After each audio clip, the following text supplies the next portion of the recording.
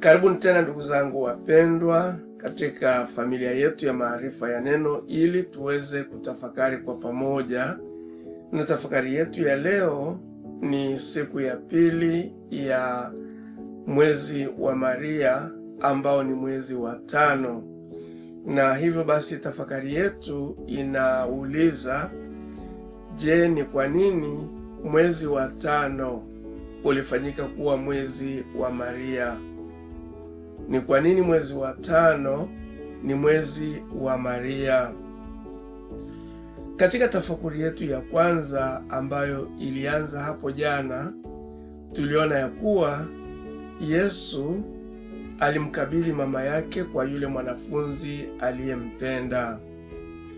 Vilevile tukaona kwamba Yesu alimkabidhi yule mwanafunzi aliyempenda kwa mama yake. Sasa swali tulilojiuliza ni je, mwanafunzi aliyempenda au mwanafunzi ambaye Yesu alimpenda ni nani? Na ni kwa nini Biblia ilitumia neno mwanafunzi ambaye Yesu alimpenda badala ya kutumia neno halisi la huyu mwanafunzi? Je, hii ilifanyika kwa nia maalum au ilifanyika tu pasipo sababu? Hakika tuliona kwamba mambo mengi yalitendeka kwa sababu maalum. Ndio maana hata Yesu alisema jambo fulani limefanyika ili andiko lipate kutimia. Sasa je, mwanafunzi aliyempenda au ambaye Yesu alimpenda ni nani? Biblia haikutamka jina lake. Sasa ni yupi? Jana tuliona kwamba mwanafunzi ambaye Yesu alimpenda ni mwanafunzi yeyote wa Yesu ambaye Yesu anafurahishwa naye. Sasa swali ni je, wewe na mimi ni wanafunzi wa Yesu? Maana Yesu aliwatuma wafuasi wake kwenda ulimwenguni kote kuwafanya mataifa kuwa wanafunzi wake. Sasa je, wewe na mimi ni wanafunzi wapendwa wa Yesu? Na je, Yesu anaweza akakuamini hata akuachie mama yake kipenzi mikononi mwako kwa sababu Yesu anakupenda? Na je, Yesu anaweza kukuweka wewe chini ya mama yake kipenzi? Je, upo tayari?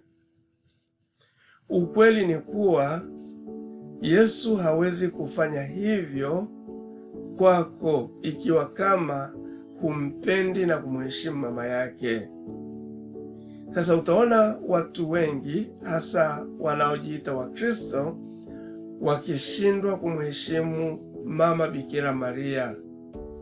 Sasa endapo kama hawampendi na wamheshimu huyu mama wa Yesu ambaye Yesu alimpenda na alimheshimu tena sana, sasa kama wewe utashindwa kumpenda na kumheshimu, manake wewe sio mwanafunzi mpendwa wa Yesu. Huo ni ukweli. Basi baada ya tafakuri ya kwanza katika mwezi huu wa Mama Maria, tulipokea maswali kadhaa inbox na katika makundi ya kijamii, hasa yale ya makanisa yasiyokuwa ya Kikatoliki. Hakika walipokea hiyo tafakuri kwa mtazamo mzuri na tulifurahishwa sana, lakini kukawepo na maswali zaidi. Mojawapo ya maswali ambayo tuliulizwa ni kuhusu uhusiano wa mwezi wa 5 na mama yetu Bikira Maria, kwamba ni kwa nini mwezi huu wa 5 uliwekwa rasmi kwa ajili ya Bikira Maria. Labda nikuulize wewe unayefuatilia tafakuri hizi, je, ni kwa nini mwezi wa 5 umewekwa wakfu kwa ajili ya Mama Bikira Maria? Kwa nini haikuwa miezi mingineyo, au usiwe mwezi wowote ule? Kwani pengine mwezi wowote ungeweza kuwa mwezi wa Bikira Maria, lakini kulikuwa na sababu gani ya kuchagua mwezi wa 5 kuwa maalum kama mwezi wa Bikira Maria? Basi kuna sababu kadhaa za msingi ambazo leo tutazitafakari. Kwanza kabisa, Kanisa Katoliki linautenga mwezi wa 5 kwa Bikira Maria ili kumheshimu kama mama wa Mungu na Malkia wa mbingu. Nirudie kabisa kwamba Kanisa Katoliki linautenga mwezi wa 5 kwa Bikira Maria ili kumheshimu kama mama wa Mungu na Malkia wa mbingu. Sasa nia na malengo ni kusherehekea uzima mpya ambao Bikira Maria aliuleta ulimwenguni, yaani kwa kumzaa Bwana wetu Yesu Kristo ambaye ndiye uzima mpya kwetu. Sasa huko nchi za magharibi, majira ya kuchipua mimea baada ya majira ya baridi kali na barafu ni katika kipindi cha mwezi wa 5. Majira haya mapya ya kuchipua, yani mazao yanachipua upya, kuna uhai mpya, yanaitwa kwa Kiingereza spring. Ni kipindi ambacho hakika maua huchanua, majani huchanua, na hata miti na watu ambao mara nyingi hukaa ndani kutokana na kipindi cha baridi, basi wanatoka nje na kupumua hewa mpya. Kwa hiyo ni kipindi ambacho ni kipindi tunaweza kusema cha uhai mpya. Sasa kwa kuwa majira ya kuchipua yanaashiria uzima mpya, basi yanaendana na umuhimu wa Bikira Maria. Kama tulivyosema, alileta uzima mpya ulimwenguni. Vilevile ni ukweli kwamba desturi hii ya kusherehekea kuchipua ilikuwa ikifanywa kwa miaka mingi zamani na wapagani katika nchi hizi za magharibi.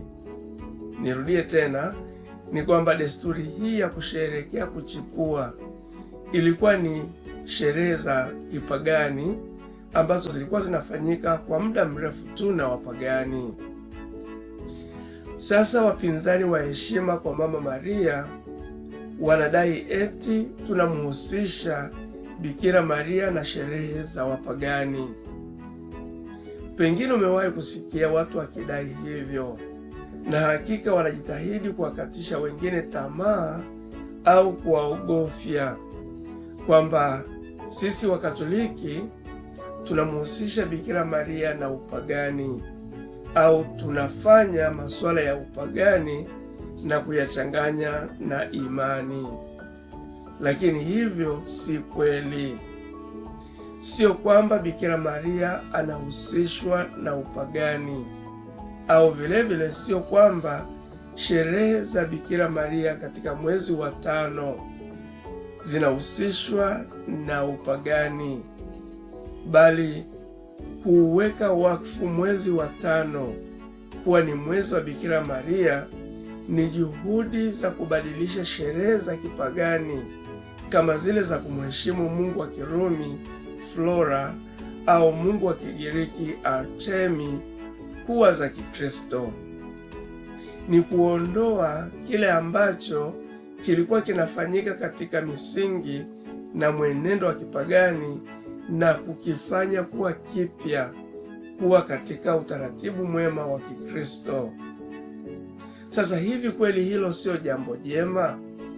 Kubadilisha kilicho kibaya na kukiweka katika mtazamo wa kitu kingine kizuri, au kuchukua kitu kizuri na kukiweka katika nafasi ya kitu kibaya.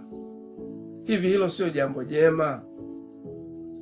Kwa mfano, kama mtu ni mlevi, mtu yule yule anaondolewa katika ulevi na anafanywa kuwa mtu mzuri, anaacha kuwa mlevi na kuwa mtu mwema. Hivi sio jambo zuri? Mtu yule yule ambaye alikuwa na tabia mbaya akabadilika na kuwa mtu mwema. Hivi sio jambo jema? Sasa tunaona kwa mfano Biblia inasema katika Wakorintho wa pili sura ya 5 mstari wa 17, hata imekuwa mtu akiwa ndani ya Kristo amekuwa kiumbe kipya, ya kale yamepita, tazama yamekuwa mapya. Ya kipagani yamepita, tazama yamekuwa mapya. Pia ukisoma katika Warumi sura ya 6 mstari wa 6, unaona Biblia inasema utu wetu wa kale ulisulubiwa pamoja na Yesu ili mwili wa dhambi ubatilike, tusitumikie dhambi tena. Maana yake ni kwamba kipindi hicho ambacho kwa muda mrefu kimekuwa kikitumika katika kutumikia dhambi, basi kinaweza kubadilishwa na kuwa ni kipindi kipya na chema cha kumtumikia Kristo. Sasa basi, hivi kubadili jambo baya na kuweka mahali pake jambo jema, kuna ubaya gani zaidi ya faida? Sasa kukawepo na mapokeo ya Wajesuiti katika karne ya 18. Mapadre wa Kijesuiti nchini Italia walikuza desturi ya kuutenga mwezi mzima wa 5 kwa Maria ili kupinga maadili mabaya, na desturi hii ikaenea haraka katika kanisa. Uidhinisho wa Papa, yani Papa Pius wa 12 alithibitisha heshima hii kwa Maria hasa katika mwaka wa 1945 kwa kuanzisha sikukuu ya Malkia Mama au Malkia wa Mbinguni kuwa mwezi wa Maria. Kumbe sasa tumekwisha kutambua ni kwa nini mwezi wa 5 uliwekwa wakfu kwa ajili ya mama yetu kipenzi Bikira Maria. Basi tupokee desturi hii na kuifurahia kwa faida badala ya kuwa na hofu kutokana na maswali ya wapinzani. Tumsifu Yesu Kristo.